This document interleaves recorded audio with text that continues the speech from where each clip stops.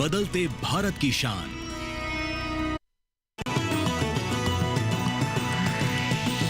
DD किसान, बदलते भारत की शान।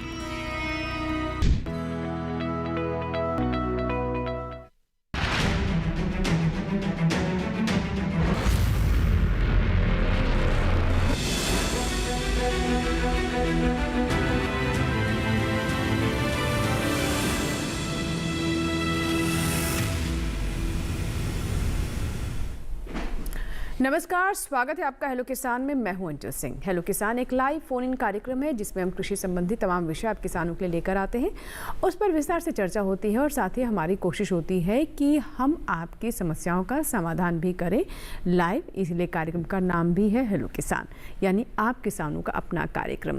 तो चलिए आगे बढ़ते हैं और सबसे पहले नज़र डालते हैं कि आज हम किस विषय पर आपके सवाल लेंगे और किस पर हम विस्तार से अपने विशेषज्ञों से बात करेंगे। तो दोनों विषय आप देख सकते हैं, जिसमें हमने बताया आपको कि कटहल एवं शरीफा की खेती और प्याज एवं लहसुन फसल की देखभाल पर आज हम बात करेंगे। आप स्क्रीन पर देखिए, ये आज के हमारे विषय है कटहल एवं शरीफा की खेती और साथ ही बात होगी प्याज एवं लहसुन फसल की देखभाल पर। आपके जो भी सवाल हैं आप हमें हमारे नंबर पर कॉल कर हम तक पहुंचा सकते हैं। इसके लिए हमारा टोल फ्री नंबर नोट कर लें। हेलो किसान के 2 टोल फ्री नंबर हैं जो कि आपके लिए अगले 1 घंटे तक उपलब्ध रहेंगे। 1800-113060, 1800-111061 टोल फ्री, यानी इस पर आपका कोई शुल्क नहीं लगेगा। इसके अलावा आप हमें ईमेल करके भी अपने प्रश्नों के बारे में बता सकते हैं। हमारा ईमेल आईडी भी आप नोट कर लें। हमारा ईमेल आईडी है hellokisan2015@gmail.com। ये हमारा ईमेल आईडी है जिस पर आप अपने सवाल ईमेल कर सकते हैं। आप नोट कर ले हमारा व्हाट्सएप नंबर भी, इस पर भी आप अपने सवाल हम तक पहुंचा सकते हैं। हमारा व्हाट्सएप नंबर देखेंगे, आप स्क्रीन पर देख पाएंगे भी हमारा व्हाट्सएप नंबर 8800520717। ये हमारा व्हाट्सएप नंबर है, इस पर आप कॉल कर सकते हैं, चाहे आप अपने सवाल इस पर टेक्स्ट करके भी भेज सकते हैं। तो आपके जो भी सवाल होंगे उनका जवाब देंगे हमारे विशेषज्ञ। तो चलिए अब आपकी मुलाकात करवा देते हैं अपने दोनों विशेषज्ञों से, जो कि अगले 1 घंटे तक आपके सभी प्रश्नों के जवाब देंगे। हमारे साथ डॉक्टर विक्रमादित्य जी हैं, डॉक्टर विक्रमादित्य पांडे जी। सर, स्वागत है आपका कार्यक्रम में। आप धन्यवाद आपका जी। आप प्रधान वैज्ञानिक है भारतीय कृषि अनुसंधान परिषद नई दिल्ली में, और साथ ही हमारे दूसरे मेहमान जो है वो डिजिटल प्लेटफॉर्म पर हमारे साथ जुड़ रहे हैं। हमारे साथ डॉक्टर विजय भागवत महाजन सर हैं। सर, स्वागत है आपका कार्यक्रम में। आप निदेशक हैं प्याज एवं लहसुन अनुसंधान निदेशालय, पुणे, महाराष्ट्र में। तो जो हमारा दूसरा विषय है यानी प्याज और लहसुन, उस पर सर हम आपसे बात करेंगे और जो भी हमारे दर्शक हैं उनके सवालों का जवाब हमें आप डिजिटल प्लेटफॉर्म के माध्यम से देंगे। आप तक जो सवाल हैं वो हमारे कार्यक्रम के माध्यम से पहुंचेंगे और जो भी जवाब होंगे वो भी हम दर्शकों तक पहुंचाने का प्रयास करेंगे। तो चलिए बातचीत की शुरुआत करते हैं। और जैसा कि आज का हमारा पहला विषय है कटहल और शरीफा। कटहल एक बहुत ही अच्छी फसल है और उसमें उतनी ज़्यादा देखभाल की ज़रूरत नहीं होती है। इसका प्रसंस्करण भी आप कर सकते हैं, प्रसंस्करण के लिए भी अब काफ़ी लोकप्रिय मानी जाती है और ये बहुत ही आसानी से बागवानी इसकी की जा सकती है। बहुत ही ऐसे जगह जहाँ पर अन्य फसलें नहीं होती वहाँ पर भी आप इसे उगा सकते हैं और सेहत के लिए भी काफ़ी अच्छा होता है। काफ़ी इसमें रेशा होता है, रफेज होता है, तो हमारे पाचन तंत्र के लिए भी काफ़ी बेहतर माना जाता है। और इसी तरीके से शरीफा भी एक बहुत ही लोकप्रिय फसल है। इसमें विटामिन सी भी होता है, काफ़ी मीठा होता है, थोड़ा सा कसैलापन भी होता है, जो कि काफ़ी हमारे जो उपभोक्ता हैं उन्हें पसंद भी आता है। और इसका भी बाजार लगातार बढ़ता जा रहा है क्योंकि पोषक तत्वों के लिए भी ये जाना जाता है। तो दोनों विषय पर बात करें उससे पहले सर, सबसे पहले जो कुछ तो बातें मैंने बताई दोनों फसलों के बारे में, एक विशेषज्ञ के तौर पर कितनी महत्वपूर्ण फसल के तौर पर इन्हें देखते हैं आप? जी, सबसे पहले तो ये है कि इन दोनों फसलों की विशेषता ये है कि अधिकांश वो भूमि, वो क्षेत्र जहाँ पर बहुत सी कई अन्य फसलें नहीं होती हैं, हाँ, जिनको उतना सफलतापूर्वक जिनकी खेती नहीं की जा सकती है, उन जमीनों में, उन भूमियों में इन दोनों फल की फसलों की खेती अच्छे से की जा सकती है और लाभ कमाया जा सकता है। दूसरा, जैसा आपने कहा कि फसल विविधीकरण और उसके साथ साथ भोजन का विविधीकरण, इन दोनों फसलों की बहुत अच्छी भूमिका है क्योंकि इनसे आज के दिन में बहुत से अन्य प्रकार के जो प्रसंस्कृत उत्पाद तैयार किए जाते हैं, जो कि आज के बहुत कुछ समय पहले जिसको संभव नहीं माना जाता था। तो इन दोनों क्षेत्रों के हिसाब से, और ये बहुत लाभकारी फसलें हैं, कम से कम इनपुट के साथ लागत बहुत कम होती है, जी, और आय ज़्यादा होती है। तो दोनों ही फसलें बहुत लाभकारी हैं। और बदलते जलवायु के अनुक्रम में अगर देखा जाए तो जलवायु परिवर्तन की परिस्थितियों में भी इन दोनों फसलों की बहुत बड़ी महत्वपूर्ण भूमिका हो सकती है। जी जी जी। तो इनका ये दोनों महत्व है आज। बिल्कुल, तो ये एक बहुत ही कह सकते हैं आसान फसलें हैं और वो जगह, वो इलाके जहाँ पर अन्य फसलें नहीं होती हैं, वहाँ पर उगाकर इन्हें आप लाभ ले सकते हैं। और बहुत ज़्यादा देख रेख या केयर की आवश्यकता अगर तुलना की जाए दूसरी फसलों से तो उतनी नहीं है इसमें, लेकिन फिर भी कुछ कीट बीमारियाँ होती हैं। अगर आप अच्छी कमर्शियली तौर पर इसे प्रमोट करना चाहते हैं तो आपको पोषक तत्वों का भी ख्याल रखना होगा, अच्छे फल मिले इसका भी ध्यान रखना होगा। तो इसीलिए आज का कार्यक्रम इन दोनों फसलों पर हमने फोकस किया है और साथ ही प्याज और लहसुन की बात करेंगे। लेकिन सबसे पहले कटहल और साथ ही जो शरीफा है जिसके बारे में कुछ बातें तो भी हमने आपको बताई, लेकिन बाकी अन्य चीज़ों के लिए, अन्य जानकारियों के लिए रिपोर्ट देखते हैं।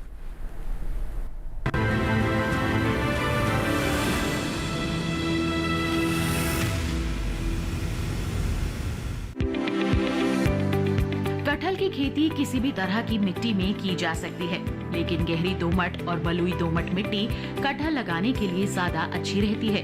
कटहल को शुष्क और नम दोनों ही तरह की जलवायु में उगाया जा सकता है। किस्मों की बात करें तो किस्मों का चयन अपने इलाके के हिसाब से ही करें। कटहल का पौधा एक बार तैयार हो जाने पर कई सालों तक पैदावार देता है, इसलिए इसकी खेती करने से पहले खेत को अच्छी तरह तैयार कर लेना चाहिए। जुताई करके खेत को समतल कर दें। इसके बाद खेत में करीब 10 मीटर की दूरी पर 1 मीटर चौड़ा और गहरा खड्डा बना लें। इन खड्डों को पौध लगाने के 1 महीने पहले तैयार कर दें। इसके करीब 15 दिन बाद गड्ढों में गोबर की खाद व उर्वरक डालें और खेत को खुला छोड़ दें। इस तरह करीब 15 दिन बाद में पौध लगा सकते हैं। कटहल की खेती में ज्यादा पानी की जरूरत नहीं पड़ती, इसलिए अगर बारिश का मौसम है तो पौधे को पानी ना दें। अगर बारिश ना हो तो पौधों को जरूरत के हिसाब से पानी देना चाहिए। वहीं अगर शरीफा की बात करें तो शरीफा की बुआई साल में 2 समय उचित मानी जाती है। जुलाई से अगस्त और फरवरी से मार्च के बीच बुआई करना शरीफा के लिए अच्छा होता है। शरीफा की खेती सभी मिट्टियों में की जा सकती है, पर अच्छी जल निकासी क्षमता वाली दोमट मिट्टी इसके लिए उपयुक्त मिट्टी है। इसकी खेती के लिए मिट्टी का आदर्श पीएच मान 5.5 से 7 के बीच होना चाहिए। शरीफा की पैदावार सालाना होती है। अच्छी पैदावार के लिए उचित मात्रा में जैविक और गोबर खाद का दिया जाना अच्छा होता है। प्रति पेड़ 20 से 22 किलोग्राम जैविक खाद, 40 किलोग्राम नाइट्रोजन, 60 किलोग्राम फास्फोरस और 60 किलोग्राम पोटाश हर साल देना चाहिए। सिंचाई की बात करें तो ड्रिप सिंचाई या छिड़काव के साथ की जाने वाली सिंचाई शरीफे की खेती के लिए अच्छी होती है।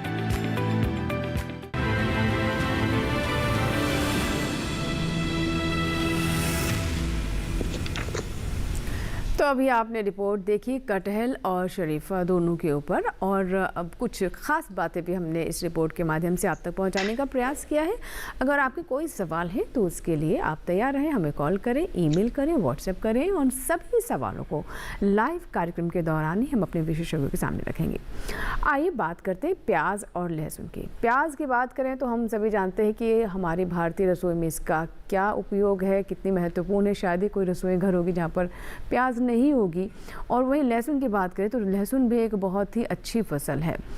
अगर हम विदेशी फसलें जो लहसुन के कई विदेशों में भी उगाई जाती हैं उसकी तुलना में भारतीय लहसुन की बात करें तो ये ज़्यादा बेहतर मानी जाती है। भले साइज़ में छोटी होती है लेकिन तीव्र होती है काफ़ी। यही चीज़ हम देखते हैं, इस तीखेपन के लिए भारतीय प्याज भी जाने जाती है। आइए विशेषज्ञ से बात करते हैं। हमारे साथ डॉक्टर भार्गव है। सर, क्या कहना चाहेंगे? जी डॉक्टर भार्गव, मुझे सुन पा रहे हैं? हाँ महाजन, हाँ विजय महाजन, हाँ जी बिल्कुल। जी सर।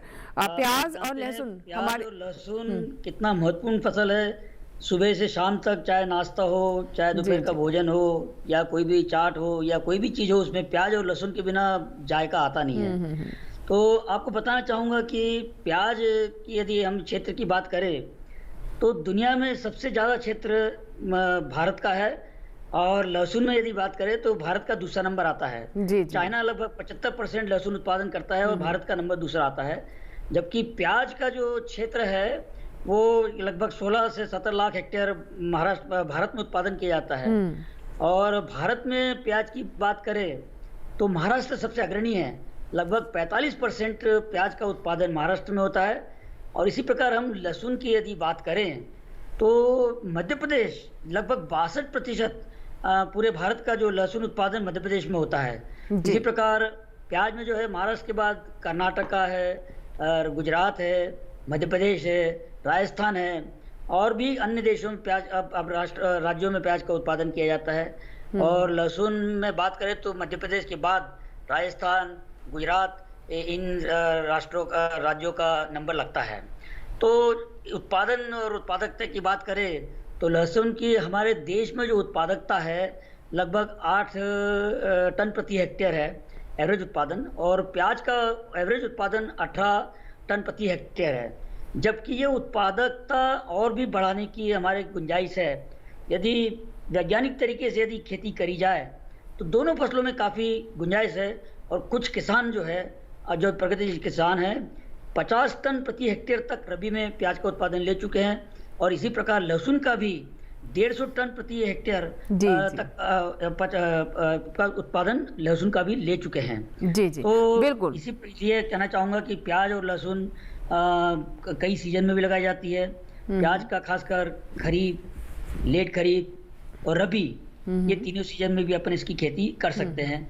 और तीनों सीजन के लिए अलग अलग किस्मों की सिफारिश की गई है। बिल्कुल, तो सर इस पर हम और विस्तार से बात करेंगे बारी बारी से। और जैसा कि आपने भी बताया कि प्याज और लहसुन बहुत ही महत्वपूर्ण फसलें हैं हमारे देश के लिए और हमारे किसानों के लिए भी। लहसुन की बात करें तो मध्य प्रदेश इसमें बहुत आगे है और इसी तरीके से प्याज के लिए महाराष्ट्र जाना जाता है, हम सभी जानते हैं।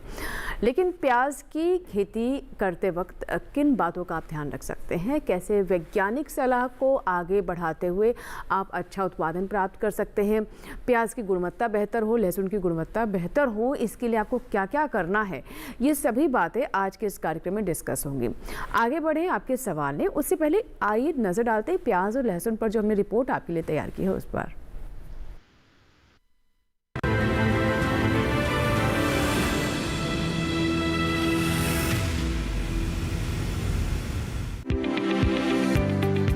जिन किसानों ने इस समय प्याज और लहसुन की फसल लगा रखी है, वो फसल की सही तरीके से देखभाल करें। पहले बात करते हैं प्याज की। जिस खेत में प्याज की रुपाई करनी होती है, उसे 2 से 3 बार जुताई करके पाटा चलाकर समतल कर लें। अगर मिट्टी की जांच उपलब्ध ना हो तो रुपाई से 15 से 20 दिनों पहले 20 से 25 टन गोबर की सड़ी हुई खाद डालें और रुपाई के समय 50 किलोग्राम नाइट्रोजन, 50 किलोग्राम फास्फोरस और 80 से 100 किलोग्राम पोटाश मिट्टी में मिलाएं। तैयार खेत में पंक्ति से पंक्ति और पौधे से पौधे के बीच की दूरी 15 बाई 10 सेंटीमीटर रखते हुए 2 सेंटीमीटर की गहराई पर रोपाई कर दें। रोपाई के समय खेत में नमी बनाए रखें और 3 से 4 बार हल्की सिंचाई करें। वहीं अगर बात लहसुन की करें तो लहसुन की फसल में आवश्यकता अनुसार समय पर सिंचाई और गुड़ाई करते रहें। पहली सिंचाई बिजाई के 17 दिनों बाद करें। लहसुन में नाइट्रोजन की दूसरी टॉप ड्रेसिंग के लिए बुआई के 50 से 60 दिनों बाद 74 किलोग्राम यूरिया प्रति हेक्टेयर की दर से छिड़काव करें। प्याज और लहसुन में कई तरह के रोग लगने की भी आशंका रहती है। प्याज और लहसुन में बैंगनी धब्बा रोग, झुलसा रोग और मृदु रोमिल आसिता आदि रोग लग जाते हैं। फसल में रोगों का अधिक प्रकोप होने पर कृषि विशेषज्ञों की सलाह से दवा का छिड़काव करना चाहिए।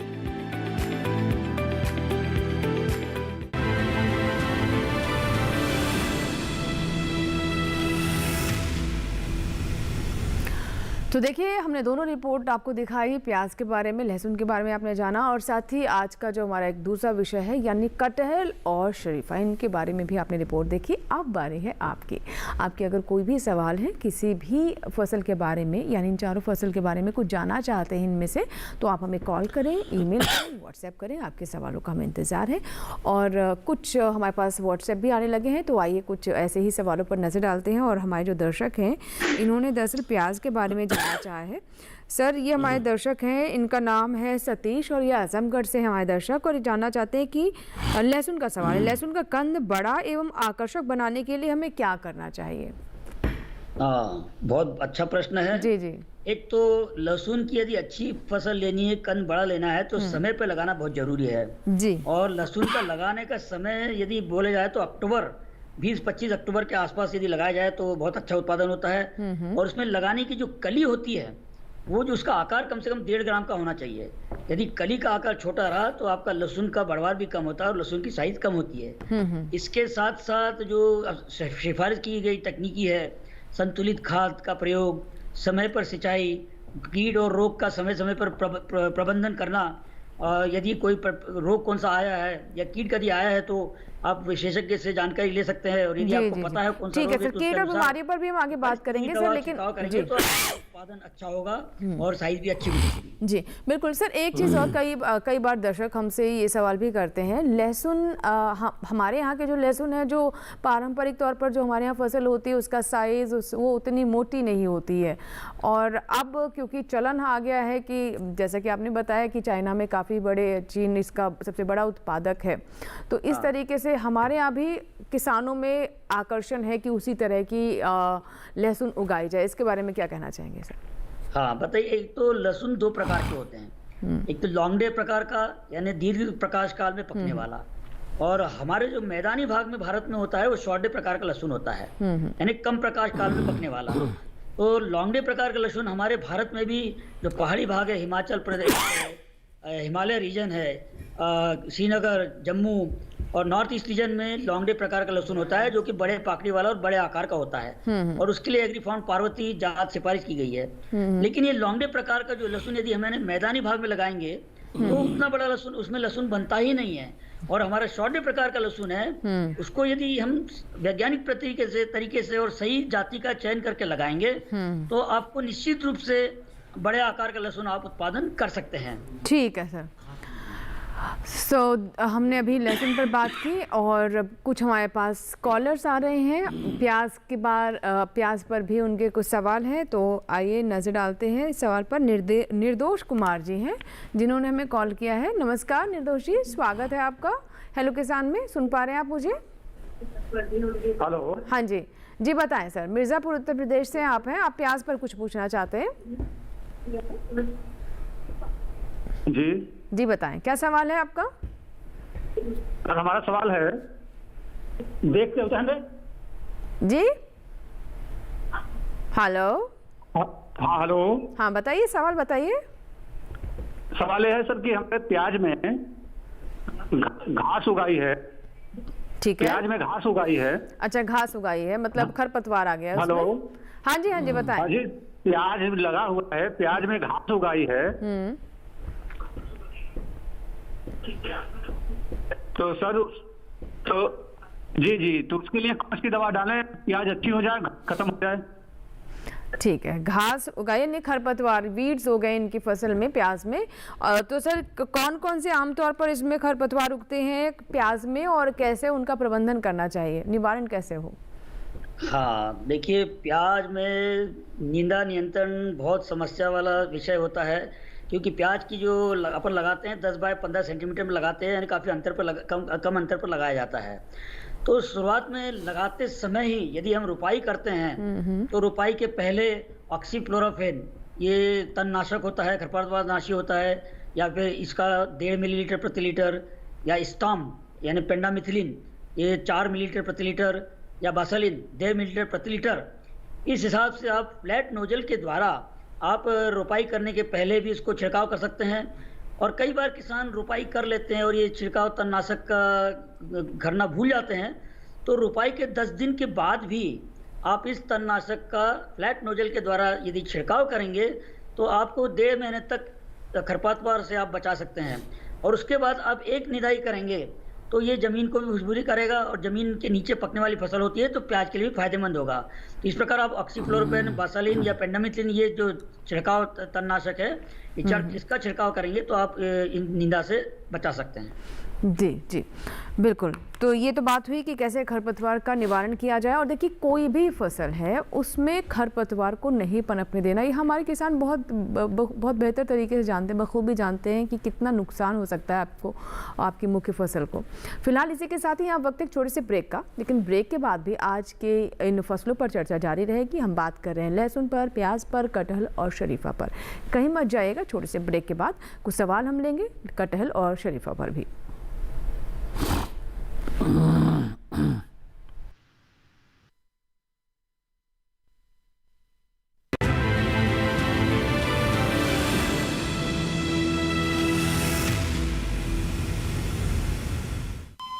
अरे सुन तो। मुझे क्या सुनाना चाहते हो? जो सुनाओ मेरी सौतन को। किसको? अरे वही तुम्हारा मोबाइल फोन जिससे सुबह शाम दिन रात चिपके रहते थे और कहते थे किसान कॉल सेंटर से बातें हो रही हैं। अच्छा ये बात है। हाँ क्यों, क्या हुआ? अब बात नहीं होती क्या? अब तो झट से बात हो जाती है। ऐसा क्या? हाँ, अब तो ज्यादा लाइनें और खास तकनीक के कारण खेती के माहिरों से तुरंत बात हो जाती है। और अगर कभी लाइन व्यस्त हो तो अपनी समस्या फोन पर रिकॉर्ड करा दो, वहाँ से फोन आ जाता है और समस्या की हल का मैसेज भी आ जाता है। ये देखो आ गया। अरे वाह, इसका मतलब इंतजार की घड़ी अब खत्म। हाँ।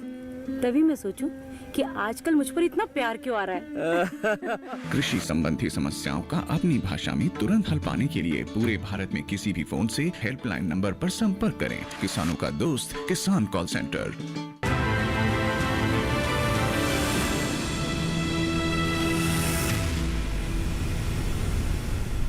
ब्रेक के बाद एक बार फिर आपका स्वागत है। आप देख रहे हैं हेलो किसान। अगर आप अभी अभी हमारे साथ जुड़ रहे हैं तो आज के विषय हम आपको एक बार फिर से बता देते हैं। आज हम बात कर रहे हैं कटहल और शरीफा पर और साथ ही जानकारी दे रहे हैं प्याज और लहसुन की खेती पर भी।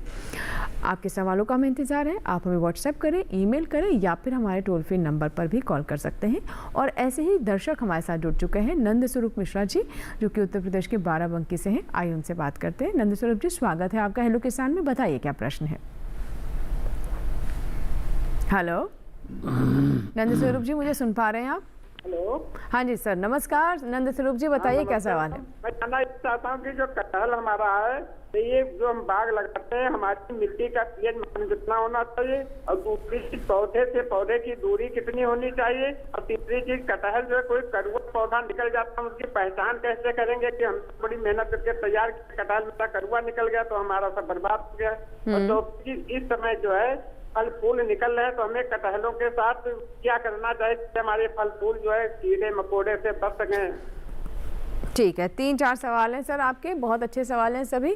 तो सर सबसे पहले तो ये है कि कटहल जैसे कह रहे सूखे ना, ठीक रहे, स्वस्थ रहे, तो उसके लिए क्या करें? फिर पीएच मान क्या हो, पौधे से पौधे की दूरी क्या हो, यानी नए बाग लगा रहे हो तो? मिश्रा जी देखिए, कटहल तो मूल रूप से उष्णकटिबंधीय अथवा गर्म जलवायु वाला पौधा है। ये तो दक्षिण भारत के अधिकांश राज्यों में और इसकी खेती की जाती है, लेकिन उत्तर भारत की दशाओं में भी, जैसे आप बाराबंकी से हैं, यहाँ पर भी कटहल की बागबानी सफलतापूर्वक की जा सकती है। दूसरा आपने कहा कि कहाँ लगाएं, तो ये साधारण तौर पर ये दोनों ही फसलें, कटहल और शरीफा, ये जलमग्न अवस्था को सहन नहीं कर सकती हैं। तो ऐसी ज़मीन, उचास ज़मीन हो, ऊंची ज़मीन हो, जहाँ पर कि पानी ना लगता हो बरसात में, ऐसी ज़मीन का चुनाव करना चाहिए इन दोनों की फसलों की जो बागबानी करने के लिए। जहाँ तक पीएच का मान है, तो पीएच मान लगभग उदासीन हो, 7 के आसपास हो तो अच्छा होता है, लेकिन थोड़ा 6 से लेकर के 8 पीएच मान वाली ज़मीन में भी इसकी खेती अच्छे से की जा सकती, दोनों ही फसलों की। कुछ अगर लवणीय ज़मीन भी है तो भी इस कुछ हद तक सहन कर सकता है, परंतु 7 से अगर कम पीएच मान वाली ज़मीन होती है तो इन दोनों फसलों की खेती के लिए बहुत अच्छा उसको माना जाता है। मुख्य बात यह भी है कि ये दोनों ही फसलें सूखा भी सहन कर सकती हैं, तो ऐसी ज़मीन जहाँ पर सिंचाई की उतनी अच्छी सुविधा ना हो तो उस ज़मीन को भी इसकी बागबानी के लिए उपयोग में लाया जा सकता है। तीसरा आपने कहा है कि इसमें कौन कौन सी मुख्य रूप से किस्में हैं, तो यद्यपि पूरे भारत में इसमें किस्में कुछ कम हैं, परंतु हम दोनों फसलों की जो प्रमुख किस्में हैं उनका नाम बता देते हैं और इनको कहाँ से प्राप्त किया जा सकता है इनका भी मैं पता बता दूंगा। तो पहला हम लेते हैं कि कटहल को। तो कटहल में अलग अलग, दक्षिण भारत में अलग अलग तरह की किस्में पाई जाती हैं, लेकिन अभी हाल ही में पिछले कुछ वर्षों में पालूर 1 और पालूर 2, ये 2 किस्में बहुत अच्छी तमिलनाडु से इनको पहचाना गया है, जिनकी खेती हम कर सकते हैं। और इसके जो कलमी पौधे हैं ये तमिलनाडु कृषि विश्वविद्यालय से इसको प्राप्त किया जा सकता है कुछ सीमित संख्या में, और इसमें पौधशाला बनाने की भी बहुत अच्छी संभावनाएं हैं। फिर अभी आप देखते हैं कि एक वियतनाम अर्ली नाम से एक किस्म है जिसको बाहर से लाया गया था और यहाँ पर देखा गया है इसकी बागबानी बहुत अच्छे से होती है, बहुत अच्छी फलत होती है, तो इसको भी हम लगा सकते हैं। अभी हाल ही में 2 किसानों की ऐसी किस्में हैं जो हमारे संस्थान भारतीय बागवानी अनुसंधान संस्थान बेंगलोर के द्वारा इसको चिन्हित किया गया है, जिसको सिद्धू और शंकर या शंकरा नाम से दोनों किस्में हैं। ये किसानों की किस्में हैं और इनको चिन्हित करके इनको व्यावसायिक रूप दिया गया है और बागवानी इनकी बहुत अच्छी हो रही, बहुत सफल है और बहुत लोकप्रिय किस्में हैं, इनको लगाया जा सकता है। और एक किस्म और बहुत जल्दी इसको चिन्हित किया गया है जिसको कोंकण प्रोलिफिक के नाम से जाना जाता है। ये किस्म की खेती भी की जा सकती है। दूसरा हम लेते हैं अब इसको शरीफा को। तो शरीफा में 5-6 किस्में हैं जो हमारे देश में जिनकी खेती की जा सकती है। एक किस्म का नाम है वाशिंगटन, जो पुरानी किस्म है, बाहर से लाई गई थी, यहाँ परीक्षण किया गया और ये बहुत अच्छी सफल पाई गई है। दूसरे किस्म का नाम है बालानगर, ये भी किस्म बहुत अच्छी है, पूरे देश में इसकी खेती कुल मिलाकर की जा सकती है। अभी 2 किस्में और अच्छी इसको चिन्हित किया गया है, पहचान की गई है। एक का नाम है अर्का नीलाचल विक्रम और दूसरा एक किस्म है जिसको फुले जानकी का नाम दिया गया है, जो कि पुणे से इसको राहुरी से इसको चिन्हित किया गया है, पहचान किया गया है। और एक अंतर जातीय अंतर संकरित किस्म है जिसको अर्का सहन नाम से जाना जाता है। ये किस्म 2 विभिन्न प्रजातियों को संकरित करके बनाई गई है। फल की गुणवत्ता के हिसाब से अगर देखा जाए तो अर्का सहन बहुत अच्छी प्रजाति है और इसको मार्केटिंग करने पर लगभग बहुत अच्छा मिलता है। कभी कभी लगभग 200 रुपये प्रति किलोग्राम के हिसाब से किसानों को इसका लाभ प्राप्त होता है। तो ये कुछ मोटी किस्में हैं। जहाँ तक रोग और कीटों की बात आपने कहा है, तो इन दोनों फसलों में बहुत ज़्यादा कीट और रोग की नहीं है, मतलब बहुत कम लगता है। परंतु शरीफा में 2-3 कीट मुख्य रूप से लगते हैं। पहला कीट है गुझिया कीट या मीलीबग जिसे बोलते हैं। तो गुझिया कीट का आप जानते हैं कि सफ़ेद कीड़े होते हैं और जैसे अभी गर्मी शुरू होगी फरवरी के लगभग शुरुआत होने पर, तो ये पेड़ के ऊपर धीरे धीरे चढ़ करके ऊपर जाते हैं और बाद में जब थोड़ा और गर्मी आ जाती है लगभग मार्च के अंत में या अप्रैल में, तो बड़े लगभग 2 सेंटीमीटर के आसपास तक के कीड़े होते हैं, सफ़ेद होते हैं और कभी कभी आप देखेंगे कि पेड़ के ऊपर से गिरते रहते हैं। ये क्या करते हैं कि नई पत्तियों टहनियों का रस चूस जाते हैं, फूलों का रस चूस जाते हैं और इससे क्या होता है कि ये पत्तियां और फूल ये दुर्बल होकर के गिर जाते हैं, सूख जाते हैं। जी। तो इसकी रोकथाम के लिए सबसे आसान तरीका और सबसे प्रभावी तरीका ये है। इसका एक मुख्य बात ये भी है कि इस कीट के अंडे होते हैं वो ज़मीन में, ये कीट ज़मीन में जड़ के पास में देता है और ये जाड़े भर कीट चुपचाप रहता है अंडे के रूप में, बाद में अंडे से शिशु निकल करके और तने पर चढ़कर जाते हैं। जी सर, एक कॉल साथ में इसी विषय से जुड़ा हुआ है। तो आशु चौधरी हैं उत्तर प्रदेश से, इन्होंने में कॉल किया है, इनसे बात कर लेते हैं। आशु जी, क्या जानना चाहते हैं आप कटहल के बारे में? नमस्कार मैम। नमस्कार आशु जी, बताइए। मैडम, तो मुझे इसका ये पता करना है कि ये इसकी पौध कैसे तैयार होगी, कटहल कहाँ की मिलेगी? कटहल की पौध कैसे? शरीफा की। शरीफा, ठीक है सर, शरीफा पे जाना चाहते हैं। जी, शरीफा का जब पका फल जहाँ भी उपलब्ध हो, देसी प्रजाति का जिसका कोई नाम ना हो, ऐसे फलों को संग्रहित करके पके फलों से बीज निकालकर और तुरंत उसको इसकी पौधशाला जो रूट स्टॉक या मूल वृंत इसको तैयार किए जा सकते हैं। लगभग 6 महीने से लेकर के 1 साल के पुराने मूल वृंत के ऊपर इसको कलमी किया जाता है। जो वीनियर कलम भी किया जा सकता है या टॉप सॉफ्ट वुड ग्राफ्टिंग जिसे बोलते हैं, नरम टहनी का कलम किया जाता है, वो किया जा सकता है। इसकी कलम मुख्य रूप से जब शीत ऋतु खत्म होती है, गर्मी बस शुरू होने वाली होती है, उस समय इसको किया जाता है, क्योंकि उस समय नए जब कल्ले आने वाले होते हैं, पत्तियां लगभग हल्का फूलने लगती हैं, आंखें फूलने लगती हैं और उसमें से पत्ती निकलने का जब उम्मीद होता तब किया जाता है। तो कलमी के द्वारा तैयार किया जाता है। परंतु कुछ विशेष अवस्था में इसको बीजू पौधे भी कई जगहों पे लगाए जा सकते हैं, जैसे कि जो बहुत खराब भूमि है उसको बीजू पौधे भी लगाकर इसकी बागवानी सफलतापूर्वक की जा सकती है। जी। इसी तरह से कटहल की भी गुटी द्वारा पौधे तैयार किए जाते हैं और चश्मा चढ़ाया जाता है या ग्राफ्टिंग किया जाता है मुख्य रूप से।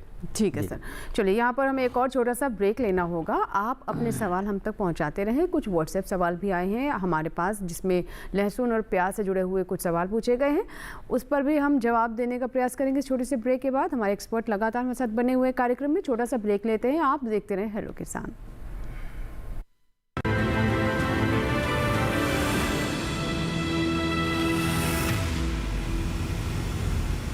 डीडी किसान ने कर ली है तैयारी। यहाँ मिलेगी पशुपालन की हर एक जानकारी, घर आंगन से लेकर व्यवसायिक फार्म तक, मुर्गी पालन से लेकर रेगिस्तान के जहाज तक। बीमारियों से पशुपालक बिल्कुल ना हो परेशान, विशेषज्ञ करेंगे आपकी समस्या का समाधान। देखिए अपना पशु चिकित्सक हर रविवार शाम 6:30 बजे दूरदर्शन किसान पर।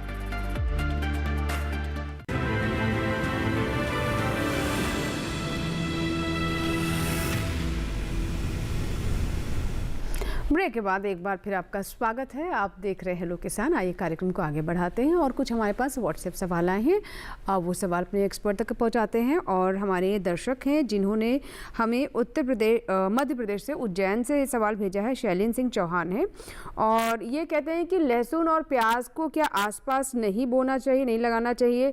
लहसुन का जो साइज़ है वो बेहतर बने, इसके लिए क्या नैनो पोटाश या अन्य दवाइयाँ जो बाज़ार में काफ़ी बेची जा रही हैं, जो काफ़ी पॉपुलर हो रही हैं, तो क्या इनका रिज़ल्ट अच्छा हो सकता है? कैसे अच्छे साइज़ के लिए इनका इस्तेमाल किया जा सकता है और क्या इसे रिकमेंड करते हैं आप?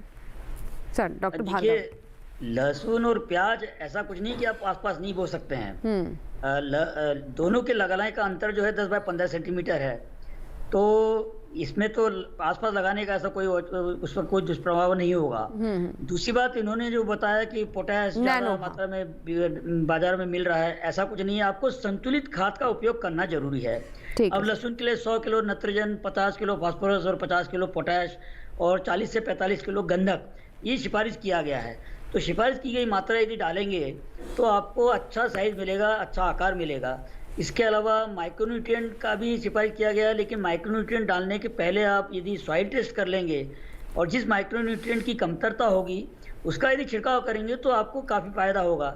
नहीं तो कई बार क्या होता है, किसान भाई ज़मीन में लोहा तत्व ज़्यादा है या कॉपर ज़्यादा है और ऊपर से उसी तत्व के आपने छिड़काव किया तो फायदा करने के बजाय वो नुकसान कर सकता है। और जो खाद मैंने बताया है NPK, उसका देने का तरीका क्या है वो भी महत्वपूर्ण होता है। यदि आप इसको ज़मीन में देना चाहें तो नत्र का 1/3 भाग लगाने के पहले दे दीजिए, साथ में फास्फोरस, पोटैश और गंधक लगाने के पूर्व ज़मीन में आप डाल सकते हैं। और इसी प्रकार बचा हुआ नत्रक जो है उसके 3 भाग बनाइए और 15-15, 20-20 दिन के अंतरवाल पर इस 3 भाग को आप नत्र को विभाजित करके दीजिए। लहसुन लगाने के 60 से 70-80 दिन बाद कोई भी रासायनिक खाद देना फायदेमंद नहीं है। यदि आपको आवश्यकता हो तो आप 19-19-19 जो है मिश्र खाद का छिड़काव भी कर सकते हैं। इसके अलावा आप यदि सिंचाई जो है सिस्टम, ठिबक सिस्टम यानी ड्रिप इरिगेशन पर यदि लहसुन लेंगे तो निश्चित रूप से आपका आकार अच्छा आएगा, A और B ग्रेड के लहसुन ज़्यादा मिलेंगे। और आप ड्रिप सिस्टम के थ्रू फर्टिगेशन कर सकते हैं, जिसमें आप 6 से 8 सिंचाई में खाद को जो मात्रा बताई गई है सब मात्रा इक्वल भाग में डिवाइड करके आप इसको सोल्यूबल फर्टिलाइजर के थ्रू ज़मीन में आप दे सकते हैं। तो इससे आपके लहसुन का साइज भी अच्छा मिलेगा। ठीक है सर। एक दर्शक हैं जिन्होंने हमें भोपाल से कॉल किया है, मध्य प्रदेश के भोपाल से हैं। आइए बात करते हैं उनसे। और सुनील कुमार जी हैं। सुनील जी, स्वागत है हेलो किसान में, बताइए क्या सवाल है आपका? नमस्ते मैम, मेरा सर से सवाल ये था, मुझे लहसुन के बारे में जानना था। ये थ्रिप्स की बीमारी के नियंत्रण के लिए क्या उपाय किए जाए, और हो सके तो जैविक भी बताएं संभवतः। सर, किस फसल के बारे में जाना? लहसुन के बारे में? लहसुन। डॉक्टर भार्गव, क्या आप सुन पाए सर इनका सवाल या फिर से दोहरा दें? नहीं, मैं प्रश्न ठीक से सुन नहीं पाया। क्या पूछना चाहते हैं? मेरा सवाल ये था, मुझे लहसुन में जो थ्रिप्स वाला जो रोग आता है उससे संबंधित उसके बचाव या रोकथाम के लिए कुछ दवाई के बारे में जानना था। अच्छा, थ्रिप्स का क्या मतलब? आपका जो थ्रिप्स के बारे में बात कर रहे हैं आप? जी सर। हाँ, थ्रिप्स को एक तो फूल कीड़ा कह सकते हैं उसको, या जो बारीक कीड़े रहते हैं और नई जो पत्तियां रहती हैं वहां पर छुपे रहते हैं और पत्ती का रस चूसते रहते हैं। तो इसको बचाव करने के लिए आपको जो है कीटनाशक का छिड़काव करना चाहिए समय पर। अब समय पर प्रश्न उठता है कब छिड़काव करें। जब किसान भाई जब पत्तियां टेढ़ी दिखने लगती हैं या पत्ती पे सफेद सफेद धब्बे दिखने लगते हैं तब वो कीटनाशक का छिड़काव करता है, परंतु वो फायदे कारक नहीं होता है क्योंकि इसके पूर्व 10-15 दिन पहले ही वो अपने खेत में आ चुका होता है और इसके लक्षण हमको 10-15 दिन बाद दिखाई देते हैं। तो ये दवा छिड़काव पहचान कैसे करें? तो आप खेत में सुबह के समय 9-10 बजे के बीच में खेत में हर 2-3 दिन के आड़ में आप घूमिए, 25-50 पौधों के नई पत्तियों को खोल के देखिए और इसके बीच में 15 से 20 अंदाजे यदि कीड़े होंगे तो छिड़काव करने की जरूरत नहीं, लेकिन इससे ज़्यादा यदि संख्या हो जाती है तो तुरंत आप कार्बोसल्फोन है 2 मिलीलीटर प्रति लीटर या प्रोफेनोफॉस है 1 मिलीलीटर प्रति लीटर या पिप्रोनिल है 1 मिलीलीटर प्रति लीटर की हिसाब से आप इसको छिड़काव कर सकते हैं। और ये कीटनाशक का छिड़काव करते समय आप स्टिकर यानी चिपकने वाला पदार्थ होता है आधा ml प्रति लीटर के हिसाब से मिलाकर छिड़काव करना बहुत ज़रूरी है और साथ में छिड़काव करने का नोजल फाइन नोजल होना चाहिए। तो इन सब बातों का आप ध्यान देंगे, समय पे छिड़काव करेंगे तो आपको 2 या 3 छिड़काव में ही आपको अच्छे परिणाम मिल पाएंगे।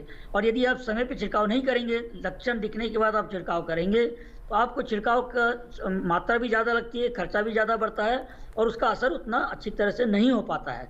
तो इसलिए जो मैंने दवाई बताई है उसको सही समय पर और सही तरीके से छिड़काव करेंगे तो आपको निश्चित रूप से ये थ्रिप्स से फायदा हो सकता है।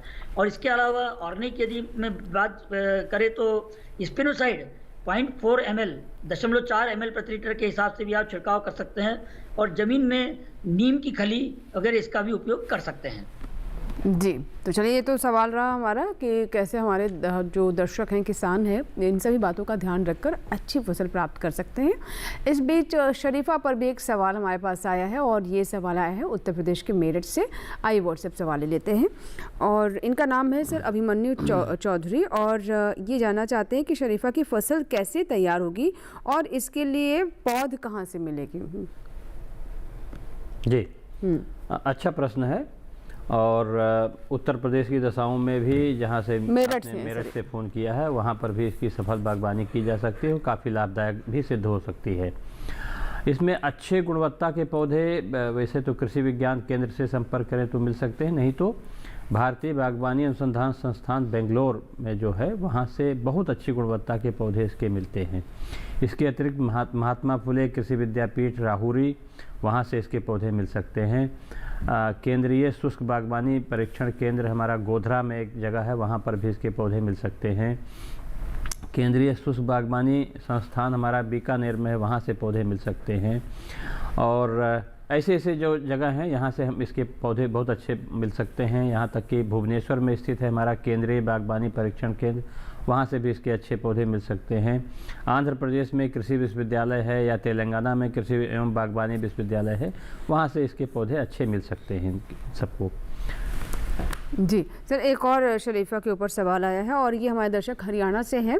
ये जानना चाहते हैं कि शरीफा की फसल जो अगर वो लेना चाहते हैं तो क्या उत्तरी हरियाणा में लगा सकते हैं, कैसे? ये हमारे दर्शक है मनीषा फ्रॉम हरियाणा जींद। हाँ जी, बिल्कुल, यहाँ हरियाणा में भी इसकी खेती हो सकती है और सफलतापूर्वक हो सकती है। यही है कि अभी चूँकि इस क्षेत्र में इतना ज़्यादा शरीफा की खेती नहीं की गई है तो पौधों की उपलब्धता हो सकता है एक समस्या हो, लेकिन जैसा कि हमने अभी बताया 4-5 संस्थानों के और विश्वविद्यालयों के नाम बताए हैं, यहाँ से अगर ये पौधा इकट्ठा करें और लगाएं और जो तकनीकी जानकारी इनको इसमें दी गई है, इसकी खेती लगभग 5 मीटर पंक्ति से पंक्ति की दूरी और पौधे से पौधे की दूरी लगभग 5 मीटर पे लगाया जाना चाहिए। अगर ज़मीन बहुत ज़्यादा उर्वरा शक्ति उसकी बहुत ज़्यादा अच्छी है तो इसको पंक्ति से पंक्ति की दूरी 6 मीटर भी किया जा सकता है, क्योंकि पौधों की बढ़वार ऐसी अवस्था में ज़्यादा हो सकती है। सघन बागवानी की भी इसमें बहुत अच्छी संभावनाएं हैं। काट छांट के माध्यम से सघन बागवानी भी की जा सकती है और ऐसी दशा में इस पौधे को लगभग 4 मीटर कतार से कतार और पौधे से पौधे की दूरी 3 मीटर की भी लगाया जा सकता है और प्रति हेक्टेयर क्षेत्रफल इसकी अधिक आय और मिल सकती है इसके बागवानी से। जी, जैसा कि हमने बताया कि अच्छी गुणवत्ता के पौधे, अच्छी किस्मों का चुनाव और देख रेख बहुत ज़्यादा महत्वपूर्ण भूमिका इसमें अदा करता है। पोषण प्रबंधन और सिंचाई का प्रबंधन भी बहुत अच्छी महत्वपूर्ण भूमिका होती है इसकी। विशेषज्ञों से संपर्क में रहें और उनसे सलाह लेते रहें। इसके साथ साथ जो हेलो किसान में अधिकांश ये ऐसे फसलों पर भी कार्यक्रम आता रहता है, इसको भी देखते रहें तो इनको ज्ञान इसको प्राप्त हो सकता है। ठीक है सर, एक और कॉलर है, ये लहसुन के बारे में जानना चाहते हैं और इनका नाम है लक्ष्मीकांत साहू। ये बिलासपुर छत्तीसगढ़ से हमारे दर्शक हैं। ये जानना चाहते हैं लहसुन में कौन कौन सी बीमारियां हो सकती हैं, कौन कौन से रोग लग सकते हैं डॉक्टर भार्गव? हाँ, लहसुन में देखा जाए तो एक तो स्टेम फिल्म ब्लाइट या फिर पर्पल ब्लॉच, बैंगनी धब्बा, ये 2 ही प्रमुख रूप से रोग पाए जाते हैं। और जैसे ही बदली वाला मौसम होता है, 4-5 दिन लगातार बादल की अवस्था रही तो और नमी बनी रही तो ये स्टेम फिल्म ब्लाइट और पर्पल ब्लॉच ये काफ़ी नुकसान कर जाता है। इसलिए समय पर इसका रोकथाम करना बहुत ज़रूरी है। और जैसे ही वातावरण हमें दिखता है कि बदली वाला आने वाला है, 5-6 दिन बदली रहने वाली, तो शुरुआत में ही आप सुरक्षा के तौर पर हेक्साकोनाजोल, टेबुकोनाजोल या इन जो है या डायथेम 45, मेनकोजेब या कार्बेंडाजिम, इन दवाओं का स्टिकर के साथ मिलाकर यदि आप छिड़काव करेंगे तो इन रोग से आप समय से बचा जा सकता है। यदि रोग ज़्यादा मात्रा में आ जाता है और उसके बाद किसान भाई कहते हैं कि हमारे छिड़काव के लिए क्या करना चाहिए, तो ये जो जिसमें रोग पत्तियां आ चुकी है वो तो सुधर नहीं सकती, लेकिन नई पत्तियां जरूर सुधर पाएंगी। तो समय से छिड़काव यदि किया जाएगा और सही मात्रा का दवा उपयोग किया जाएगा तो आप इस रोग से अच्छी तरह से बचाव कर सकते हैं। जी बिल्कुल। एक शरीफा पर सवाल हमारे पास आया सर, ये उत्तर प्रदेश से है और नाम नहीं लिखा है। इन्होंने जानना चाहे शरीफा की पैदावार बढ़ाने के लिए क्या करें?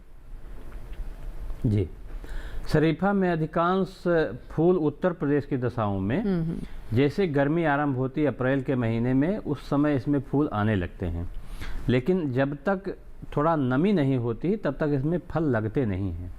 तो जब बरसात आरंभ होता लगभग जून के अंत में या जुलाई में, तब इसमें फूल के साथ फल लगने लगते हैं।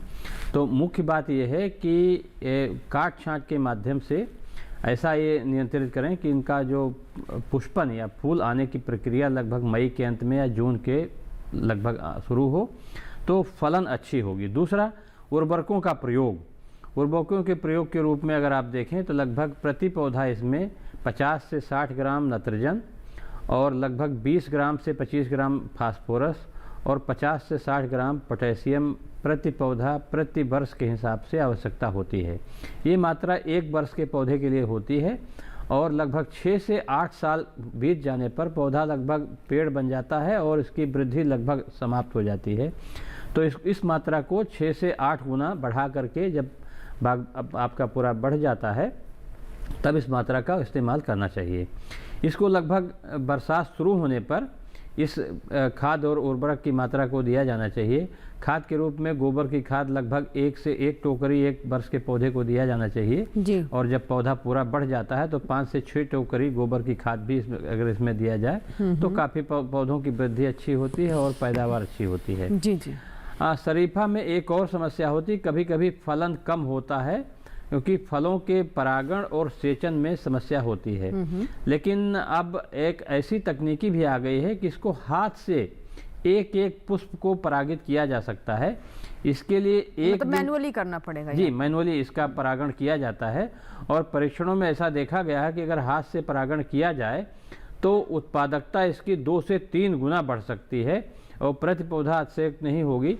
25 से 30 किलोग्राम और कभी कभी 40 किलोग्राम तक लगभग 100 फल तक एक प्रति पौधे से मिल सकते हैं। हमने एक अर्का सहन नाम की किस्म बताई थी, इसमें एक विशेष तौर से ये बहुत ही उपयोगी पाया गया है और जो हाथ से परागण करने से उत्पादकता इतना बढ़ती है और बहुत अच्छी लाभ प्राप्त किया जा सकता है और फलों का आकार भी इससे बढ़ता है। जी जी। तो ये कुछ मोटे मोटे बिंदु हैं और इसमें पानी प्रबंधन के हिसाब से अगर जब गर्मी आती है तो गर्मी में चाहे थाले में सिंचाई करें या अगर टपक सिंचाई या ड्रिप इरिगेशन की अगर सुविधा हो सकती है, इसकी सुविधा करने से तो इसका फलन अच्छा होता है और फलों का आकार अच्छा होता है, जिससे कि लगभग अगस्त या सितंबर आते आते इसका फल पकने लगते हैं और उत्पादन अच्छा हो जाता है। प्रति पौधा लगभग 30 किलोग्राम से लेकर के 40 किलोग्राम तक इसकी उत्पादकता प्राप्त की जा सकती है। जी।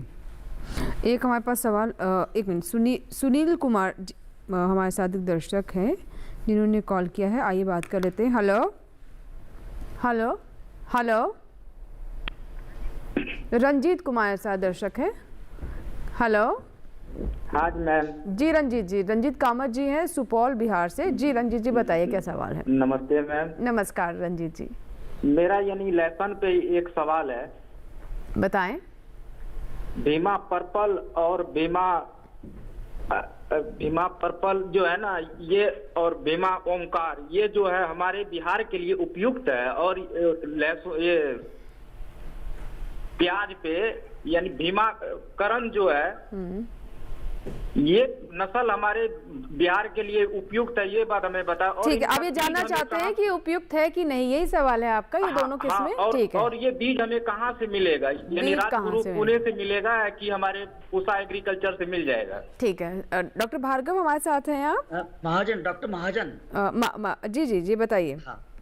ये देखिए, बीमा पर्पल जो है वो बिहार में आप लगा सकते हैं, अच्छी तरह से ले सकते हैं, लेकिन बीमा ओंकार जो है हरियाणा, दिल्ली, राजस्थान, गुजरात की सिफारिश की गई है। तो बीमा पर्पल बिहार में अच्छी तरह से ले सकते हैं, इसका डेमोन्स्ट्रेशन भी किया गया है और किसानों को अच्छे रिजल्ट भी मिले हुए हैं। तो इसका बीज प्राप्त करने के लिए आप हमारे अनुसंधान केंद्र राजगुरुनगर में आप ईमेल डाल सकते हैं, पत्राचार कर सकते हैं, और आपको पोस्ट के द्वारा हम इसकी बीज की सप्लाई भी यानी कलिका की सप्लाई भी आपको की जा सकती है। लेकिन आप इसके लिए पत्राचार जो है मार्च, अप्रैल या मई जून में कर लेंगे तो अच्छा रहेगा, जिसका जो सप्लाई हम सितंबर के महीने में आपको कर सकते हैं। जी जी। तो ये थी कुछ महत्वपूर्ण जानकारियाँ लहसुन की फसल के बारे में हमारे दर्शक बिहार के सुपौल से जानना चाहते थे। फिलहाल यहाँ पर हम एक और छोटे से ब्रेक ले रुकेंगे, आप कहीं मत जाइएगा। ब्रेक के बाद भी आपकी कॉल्स हम लेते रहेंगे। थोड़ा समय बाकी है, अगर अभी तक आप अपने सवाल हम तक नहीं पहुँचा पाए तो व्हाट्सएप करें, ईमेल करें या फिर हमारे टोल फ्री नंबर पर कॉल करें, तुरंत लेंगे आपका सवाल। छोटा सा ब्रेक।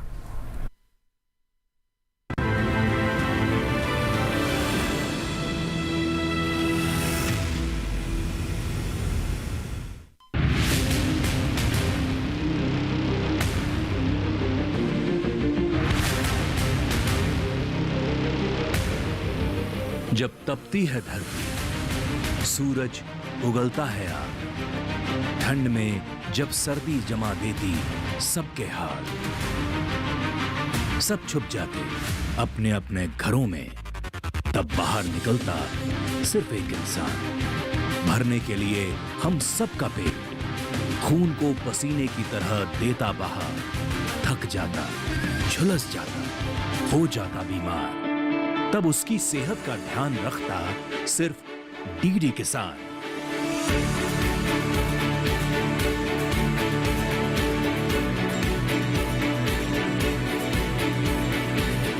देखिए स्वस्थ किसान शनिवार शाम 6 बजे लाइव, सिर्फ दूरदर्शन किसान चैनल पर।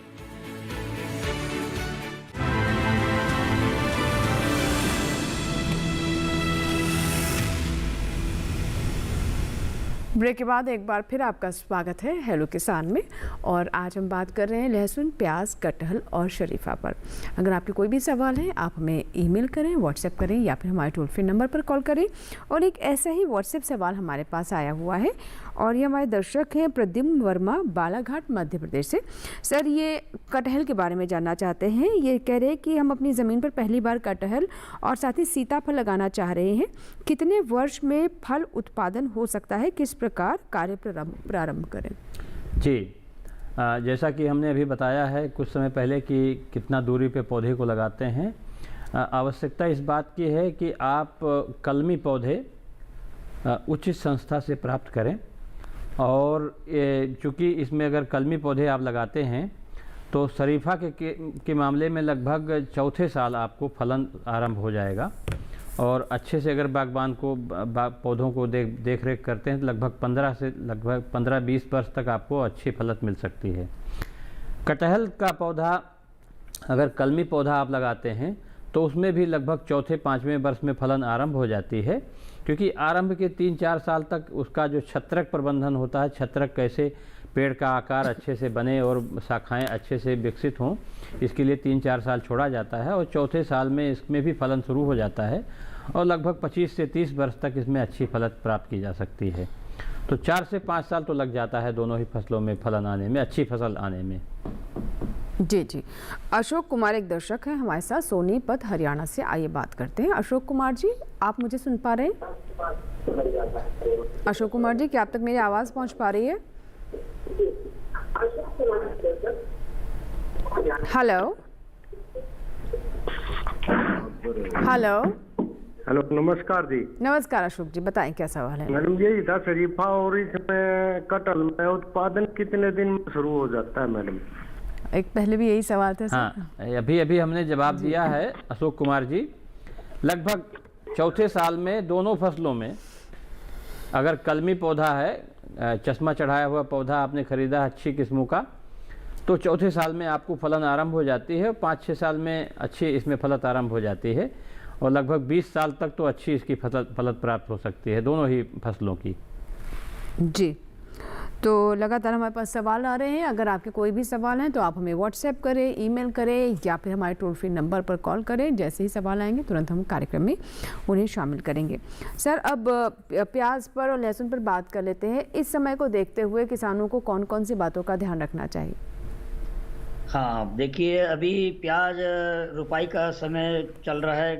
बहुत सारे किसानों ने प्याज रुपाई कर ली होगी, जबकि उत्तर भारत में जनवरी आखिरी तक भी रुपाई करते रहते हैं। तो रुपाई करने के पहले जो पौध जो है, पौध उखाड़ने के 3 दिन पहले आप नर्सरी को गीला कर दीजिए, जिससे रोप उखाड़ते समय उसकी जड़ें नहीं टूटेंगी। दूसरी बात, रोप लगाने के पूर्व कार्बेंडाजिम 2 ml प्रति लीटर और कार्बोसल्फान 2 ग्राम प्रति लीटर, इस मात्रा से जड़ों को 2 घंटा डुबा के उपचारित करके लगाएंगे तो आपको 1 महीने तक कीड़े और बीमारी के लिए रोकथाम करने की जरूरत नहीं पड़ेगी। लेकिन इसका उपचार बहुत आसान है। इसको 2 घंटे कैसे डुबाएंगे? तो पानी देने की जो नाली रहती है, या आप 6 इंच जमीन में गड्ढा खोद लीजिए और उसमें पॉलीथीन बिछा लीजिए और ये बताई गई दवा, वो सोल्यूशन आप उसमें डाल दीजिए और 500-500 पौधों की जुड़ी बना लीजिए और पौधों की जड़ें डूबेंगी, इतना उसमें डुबा के रखिए और 2 घंटे डुबाने के पश्चात इसको निकाल लीजिए। और ये ठीक उपचारित किए हुए रोप को आप 2 दिन के बाद भी लगा सकते हैं। 2 दिन तक आप इसको लगा सकते हैं। इस प्रकार आप लगाएंगे तो आपको रोग और कीड़ों से बचत होगी। दूसरी बात, आप संतुलित खाद का प्रयोग करना जरूरी है। प्याज के लिए 120 किलोग्राम नाइट्रोजन, 40 किलोग्राम फास्फोरस और 60 किलोग्राम पोटैश, साथ में गंधक, ये भी बहुत अति आवश्यक है क्योंकि इसमें तीखापन जो आता है गंधक के कारण होता है। और जहाँ गंधक लगभग 30 से 40 किलोग्राम प्रति हेक्टेयर के हिसाब से ये देना बहुत ज़रूरी है। अब ये जो खाद जो है फास्फोरस, पोटैश और गंधक, जैसा कि प्याज में, ये भी लगाने के पूर्व जमीन में पूरी मात्रा दे सकते हैं। नत्र को देने के लिए आप इसके 3 भाग करिए। पहला भाग तो लगाने के पहले, और दूसरा भाग लगाने के 1 महीने बाद, और तीसरा भाग लगाने के 45 से 50 दिन बाद दे सकते हैं। इस प्रकार आप संतुलित खाद का उपयोग करेंगे और गंधक का उपयोग करेंगे तो, और लगाने का जो तारीख अंतर है 10 बाय 15 सेंटीमीटर पर लगाएंगे तो आपको उत्पादन अच्छा मिलेगा। आजकल टपक सिंचाई सिस्टम ये काफ़ी प्रचलित होते जा रहा है। तो मैं तो कहूँगा किसान भाइयों से कि आज समय की मांग है, पानी कम होता जा रहा है, बिजली की समस्या आती जा रही है, तो आप ठिबक सिस्टम यानी ड्रिप सिस्टम का उपयोग करके यदि प्याज को लगाएंगे तो आपको अधिक उत्पादन मिलेगा। इसमें पानी की 40% बचत होती है, उत्पादन में 20 से 25% अधिक उत्पादन मिलती है। ए और बी ग्रेड के जो प्याज है आपको अधिक मिलते हैं और खरपतवार भी इसमें कम आता है क्योंकि हम ठिबक सिस्टम में प्याज को पानी देते हैं, जमीन को बिल्कुल बिल्कुल। और सर, जिस क्षेत्र की हम बात कर रहे हैं जहाँ पर सबसे ज़्यादा प्याज का उत्पादन होता है, पानी की स्थिति क्या है वो भी हम जानते हैं। तो ये बहुत महत्वपूर्ण है हमारे दर्शकों के लिए, किसानों के लिए जानना कि जहाँ अच्छी फसल का उत्पादन करना उनकी प्राथमिकता है, वहीं साथ ही क्योंकि किसान है जो कि नेचर के साथ, प्रकृति के साथ जुड़कर मिलकर आगे काम करता है, तो उसकी एक जिम्मेदारी ये भी बनती है कि प्राकृतिक संसाधनों का भी पूरी सूझबूझ के साथ इस्तेमाल किया जाए। और जैसा कि आपने बताया कि सिंचाई, मिट्टापक सिंचाई का इस्तेमाल प्याज की फसल में बहुत ही सक्सेसफुल तरीके से किया जा सकता है। तो हमें पूरी उम्मीद है कि किसानों ने इस बात को ज़रूर नोट किया होगा। सर, बहुत बहुत शुक्रिया हमारे साथ जुड़ने के लिए और किसानों को प्याज और लहसुन से जुड़ी इतनी महत्वपूर्ण जानकारी देने के लिए। अब सर, क्योंकि हम कटहल और शरीफा पर भी बात कर रहे हैं और कार्यक्रम को समाप्त करने का भी समय हो रहा है, अंत में कोई खास टिप्स आप देना चाहेंगे हमारे दर्शकों को? जी, ये फसलें तुलनात्मक रूप से अगर देखें तो व्यावसायिक रूप अब ले रही हैं। तो जो बागबान नया बगीचा लगाना चाहते हैं तो ये सही समय होगा कि जो संस्थान अभी हमने बताए हैं उनसे संपर्क करके अपना पौधा आरक्षित कर लें। जी जी। क्योंकि जब अब जून जुलाई में जब बरसात शुरू होती है तब इसका बाग लगाया जाता है, उस समय आपको पौधे अधिकांश नहीं मिलेंगे। तो पहली बात तो ये है। दूसरा, जो बागीचे पहले से लगे हुए हैं वो उनमें 1 महीने के बाद पुष्पन और फलन आरंभ होने वाला है। जैसे गर्मी आरंभ होगी उसी के साथ फूल आएंगे और फल लगेंगे। तो ये बाग की 2 तरफ से गुड़ाई कर दें या जुताई कर दें और थाला बना दें दोनों इस तरह के फसलों में। और उसके साथ साथ जो खाद और उर्वरक की पहली मात्रा है, लगभग 15 से 20 दिन के पश्चात ये खाद और उर्वरक मिला करके तैयार रखें, जिससे कि पौधा जैसे पुष्पन होता है तो पौधे को खाद और उर्वरक की मात्रा की आपूर्ति हो सके, पोषण हो सके।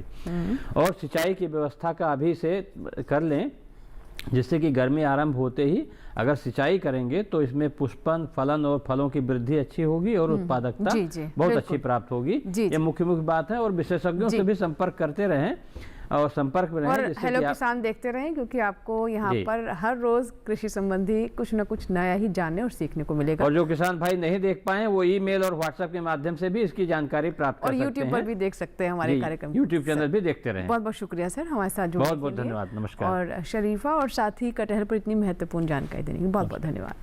तो इसी के साथ ही आज के हेलो किसान में फिलहाल इतना ही। लेकिन आपको बता दें कि इस कार्यक्रम के बाद भी आप अपने सवाल, अपनी आशंका हम तक पहुंचा सकते हैं। जिस भी फसल के बारे में जानना चाहते हैं आप हमें ईमेल कर सकते हैं। आप हमारा ईमेल आईडी नोट कर लें, hellokisan2015@gmail.com हमारा ईमेल आईडी है। और साथ ही अब आपको बता देते हैं कि हमारे अगले अंक का विषय क्या है। तो नजर डालते हैं अगले अंक का विषय। हमारा अगला विषय है गेहूं फसल प्रबंधन, और साथ ही हम बात करेंगे आलू की खेती में समसामयिक कार्य पर भी। तो जैसा कि हमने आपको बताया कि विषय आपको पता चल चुका है, ईमेल पता चल चुका है, आप अपने सवाल हमें ईमेल कर सकते हैं। और एक और आसान तरीका है जो कि आप सभी जानते हैं, हेलो किसान कार्यक्रम का toll free number, call centre number 1800-113060। सोमवार से शनिवार सुबह 6 बजे से रात 10 बजे के बीच कॉल करें और अपने प्रश्न हम तक पहुँचा सकते हैं, रिकॉर्ड करवा सकते हैं, जिन्हें हम कार्यक्रम में शामिल करेंगे।